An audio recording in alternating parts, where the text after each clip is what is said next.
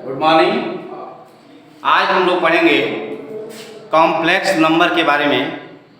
तो complex number जो आया, natural number, whole number, integers, rational number, irrational number और imaginary number.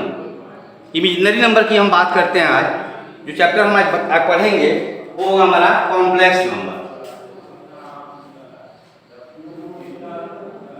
Complex number, complex number को बनाने के लिए हमको इमेजिनरी नंबर की आवश्यकता पड़ी। तो इमेजिनरी नंबर क्या होता है? इमेजिनरी नंबर ये क्या होता है? तो इमेजिनरी नंबर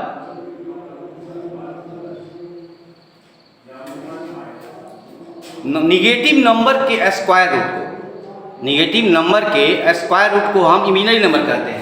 जैसे अंडर रूट में -1, -2, -3, -4 ये सब जो नंबर है, नंबर निगेटिव नंबर का स्क्वायर रूट ही हमारा इमेजिनरी नंबर होता है। एक्चुअली इसमें हम अंडर रूट -1 को आई, ये -1 जो है इसको हम आई से नोट करते हैं। ऐसे होता है, इसका योटा होता है तो उसका सिंबल जो होता है वो आई होता है। इसको आई से -1 को हम लोग डिनोट कर लेते हैं। अब हमारी बात आती है कॉम्प्लेक्स नंबर की। तो अब जो इमेजिनरी नंबर है इसको हम आई मानते हैं। तो यहाँ कॉम्प्लेक्स नंबर जो लिखते हैं हम उसको जेड से डिनोट करेंगे।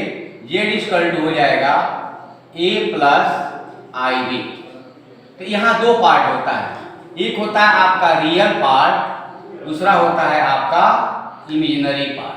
इमेजिनरी पार्ट, तो यहाँ जो रियल पार्ट है वो है a है, और इमेजिनरी पार्ट जिसके साथ i लगा है वो इमेजिनरी पार्ट हो गया।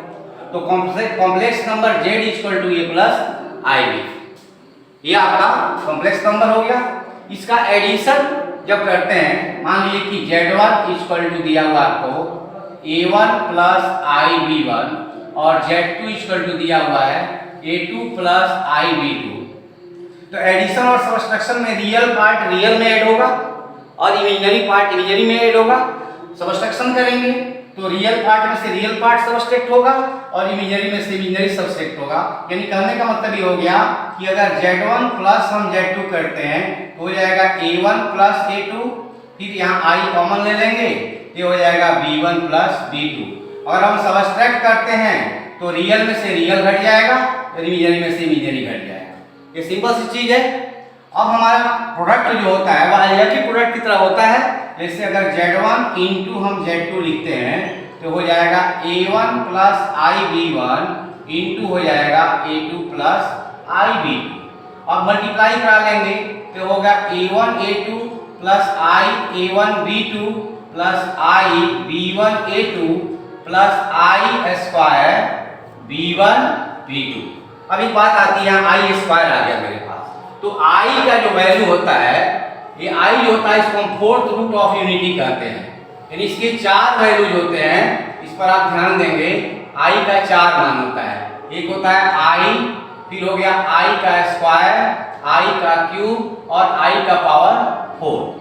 तो आई का मतलब होगा अंडर रूट -1, ये हो गया -1, यहाँ माइनस आई होगा और ये हो जाएगा आपका 1 हो जाएगा। और 1 अपॉन आई का मतलब होता है -i, करेक्ट। 1 अपॉन आई का मतलब -i क्यों होता है? क्योंकि 1 अपॉन आई को हम लिख सकते हैं, मल्टीप्लाई करके आई अपॉन आई कर दिया गया तो आई अपॉन हो गया आई का स्क्वायर, तो i upon -1 this equal to -i आपका आ गया। इस चीज को मैंने यहाँ पर वेरीफाई कर दिया। अब मल्टीप्लिकेशन आपको समझ में आ गया तो आप लिख सकते हैं आई स्क्वायर का मान -1, तो a1 a2 हो जाएगा और यह टर्म इधर आ जाएगा -b1 b2 और प्लस i को मैंने कॉमन ले लिया तो a1 b2 b1 a2 हो जाएगा। क्लियर है? यानी हमने क्या बताया आपको?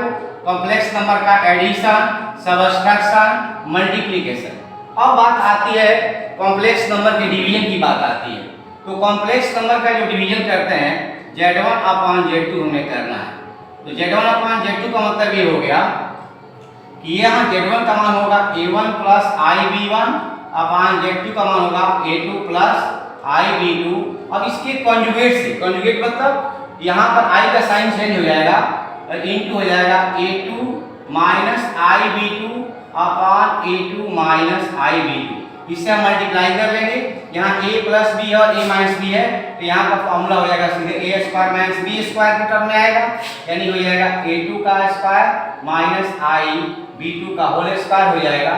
और यह सिंपल मल्टीप्लिकेशन है, तो a1 a2 हो जाएगा a1 a2 minus i a1 b2 हो जाएगा प्लस i b1 a2 हो जाएगा और हो जाएगा minus i square b1 b2 हो जाएगा।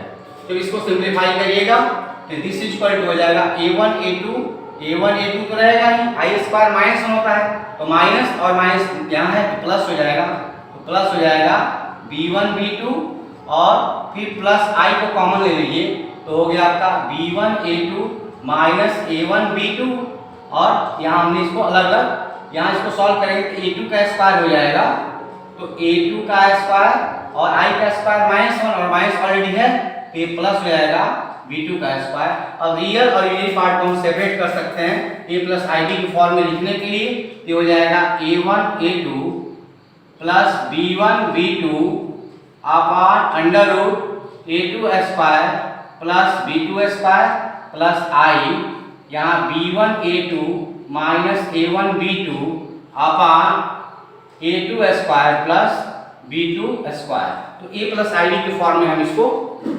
डिसॉल्व कर दिए। आगे बात आती है कॉम्प्लेक्स नंबर के मॉडुलस की और आर्गुमेंट की बात आती है, तो उसको मैं समझाने का प्रयास कर रहा हूं। जैसे कोई कॉम्प्लेक्स नंबर हमारे पास है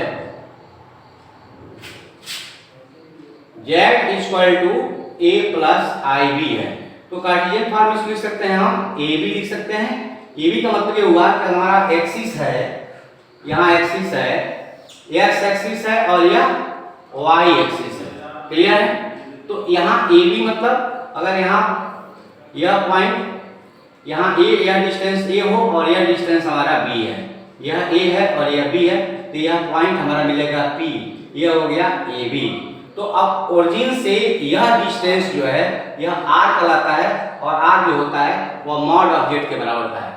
इसका मतलब क्या होता है, जो मॉडुलस होता है mod of z, modulus of z कहते हैं इसको, यह r होता है, इसको r से डिनोट करते हैं और ये होता है अंडर रूट में। तो देखो यहाँ पर अगर परपेंडिकुलर ड्रॉ कर दें हम तो यह हो गया a और चूंकि यह b लेंथ है तो भी होगा, राइट इक्विवेलेंट फॉर्म हो रहा है तो यह हो गया a square plus b square. तो यह मॉड ऑफ z जो होता है वह a square plus b square के बराबर होता है। और यह एंगल जो देख रहे हैं हम लोग, यही एंगल जो है यह जो है एंगल यह थीटा है।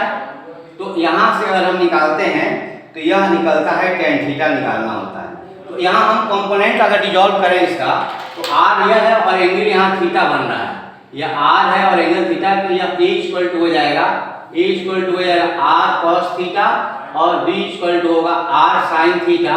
तो अगर यहाँ सॉल्व कर दें, डिवाइड कर दें, इसको इक्वेशन फर्स्ट कर रहे हैं, इसको सेकेंड कर दे रहे हैं। अगर इक्वेशन सेकेंड को हम डिवाइड कर देते हैं इक्वेशन फर्स्ट से तो यहाँ पर हो जाएगा साइन बाई कॉस, यानी हो जाएगा tan theta equal to b by a, यानी थीटा इक्वल टू होगा tan inverse b by a हो जाएगा, करेक्ट। अब इसको हम पोलर फॉर्म में चेंज करते हैं तो यहाँ जो z equal to a plus ib है, इसका पोलर फॉर्म जो होता है वह z इक्वल टू होता है r cos theta plus i sin theta होता है।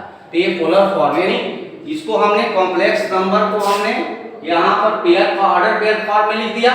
ऑर्डर पेयर फॉर्म में ऐसे लिखते हैं a b, z equal to a plus i b का ये ऑर्डर पेयर फॉर्म हो गया, ऑर्डर पेयर फॉर्म हो गया। और ये हो गया आपका पोलर फॉर्म, पोलर फॉर्म ये हो गया। तो कॉम्प्लेक्स नंबर को हम इस तरह से ज्योमेट्रिकल रिप्रेजेंटेशन इसका आराम से हम कर सकते हैं। हम कॉम्प्लेक्स नंबर का स्क्वायर रूट भी हम फाइंड आउट करते हैं। तो कॉम्प्लेक्स नंबर का स्क्वायर रूट फाइंड आउट करने का भी तरीका है। जैसे मान लीजिए आपको दिया है, एग्जांपल दे रहे हैं हम, यहाँ सपोज करिए यहाँ 3 प्लस 4i कोई कॉम्प्लेक्स नंबर है और इसका स्क्वायर रूट फाइंड आउट करना है। इसका स्क्वायर रूट अगर फाइंड आउट करना है तो स्क्वायर रूट निकालेंगे, इसको सपोज करिए यह a प्लस आई बी होगा, स्क्वायर रूट कॉम्प्लेक्स नंबर का स्क्वायर रूट भी कॉम्प्लेक्स नंबर ही होगा। तो अब इसका स्क्वायर रूट निकालने के लिए हमने अब क्या करते हैं, दोनों तरफ स्क्वायर कर दिया on squaring in both the side. तो यहाँ पर हो गया 3 + 4i equal to a square और प्लस ib का होल स्क्वायर, ib का होल स्क्वायर हो जाएगा प्लस 2abi हो जाएगा। तो ये हो जाएगा 3 + 4i equal to a square minus b square plus 4abi हो जाएगा। तो यहाँ रियल पार्ट ये हो गया, इमेजिनरी पार्ट हो गया।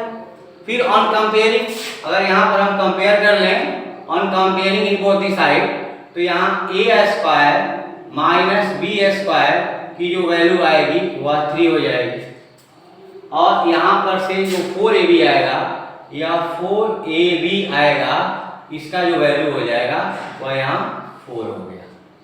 अब इस दोनों को हम सॉल्व करके यहाँ से a और b की वैल्यू को हम फाइंड आउट कर लेते हैं। ठीक है बच्चों, वीडियो अच्छा लगे तो सब्सक्राइब और लाइक जरूर करिए। Thank you.